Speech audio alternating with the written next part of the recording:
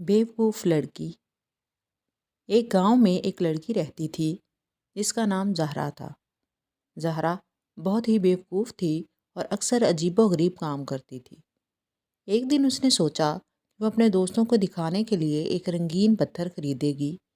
اس نے گاؤں کے بازار سے ایک بہت قیمتی اور رنگین پتھر خریدا اور سب کو دکھانے کے لیے خوش ہو کر اپنے گھر واپس جا رہی تھی۔ راستے میں ایک بزرگ شخص ملا۔ اس نے زہرا سے پوچھا، بیٹی یہ کیا لے کر جا رہی ہو؟ زہرا نے خوش ہو کر جواب دیا، یہ بہت قیمتی پتھر ہے، میں اس کا دکھاوا کرنا چاہتی ہوں تاکہ سب لوگ دیکھیں کہ میں کتنی امیر ہوں۔ بزرگ شخص مسکرا کر بولا، بیٹی یہ پتھر صرف رنگین اور خوبصورت نظر آتا ہے، لیکن اس کی حقیقت کچھ اور ہے۔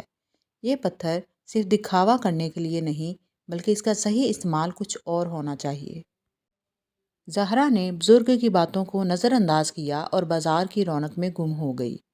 وہ دن رات اس پتھر کی شان میں اضافہ کرتی رہی۔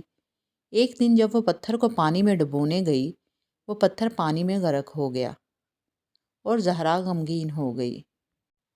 بزرگ شخص نے پھر آ کر کہا، بیٹی سچی دولت اور عقل انسان کے دل میں ہوتی ہے، نہ کہ دکھاوے میں۔